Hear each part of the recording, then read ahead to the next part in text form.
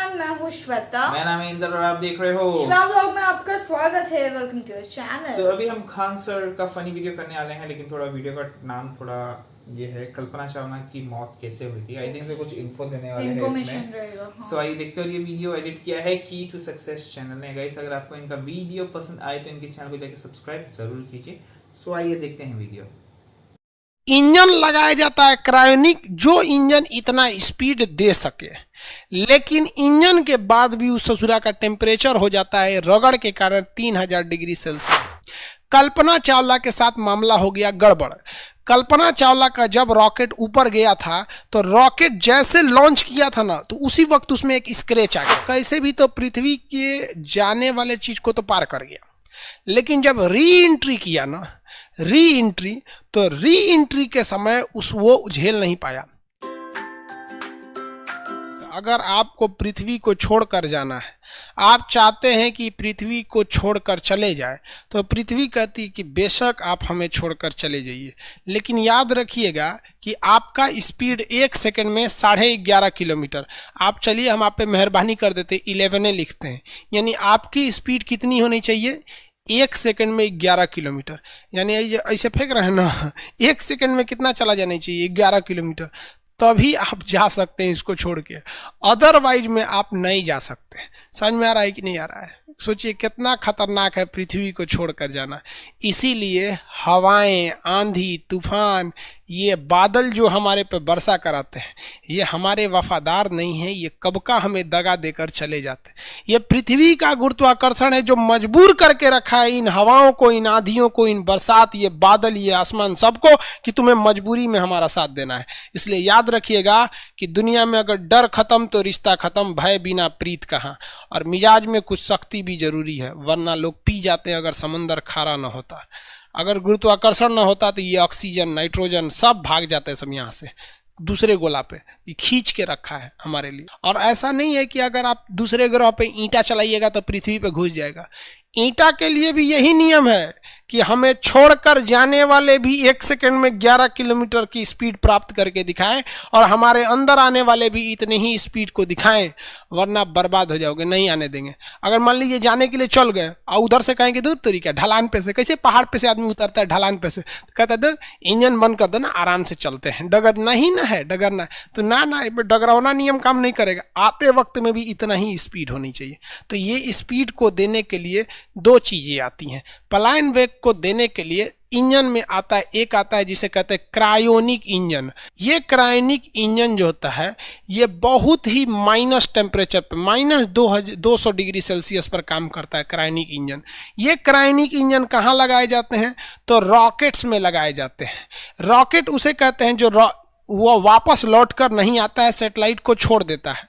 और एक होता है शटल। शटल जो होता है, स्पेस शटल, ये लौट कर आता है। लेकिन लौट कर आने के लिए इन दोनों में कौन से इंजन लगाए जाते हैं? Cryonic engine.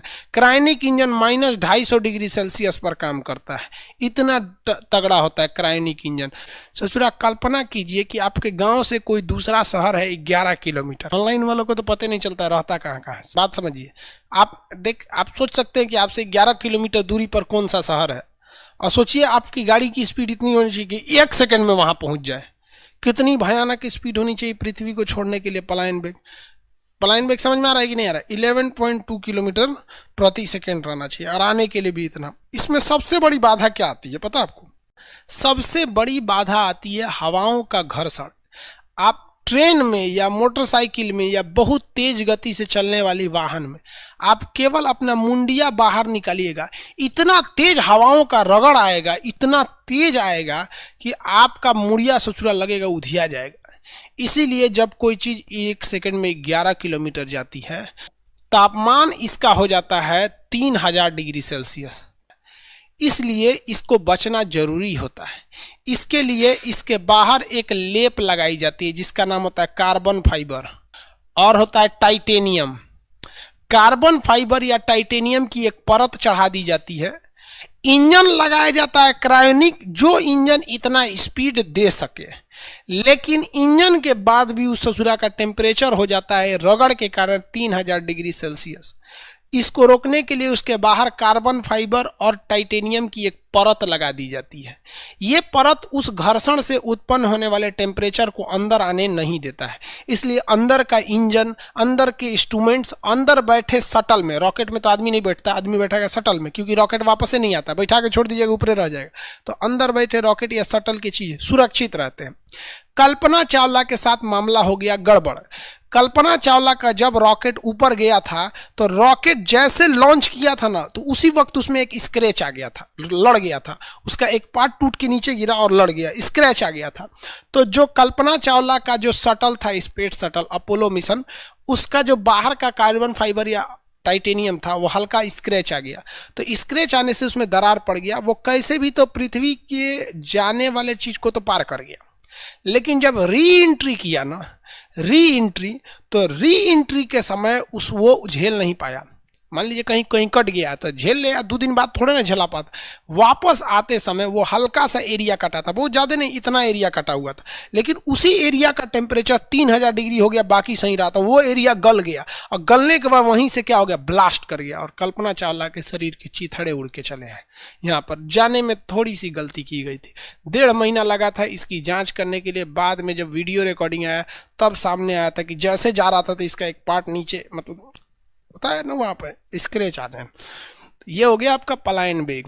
बृहस्पति सजा उस पर पलायन वेग 59 किलोमीटर पर सेकेंड है, उसको छोड़ना है तो और भयानक भागना पड़ेगा, 59 किलोमीटर प्रति सेकेंड, और उतरना भी है तो उतने ही, इसलिए कोई बृहस्पति पे जाता ही नहीं है।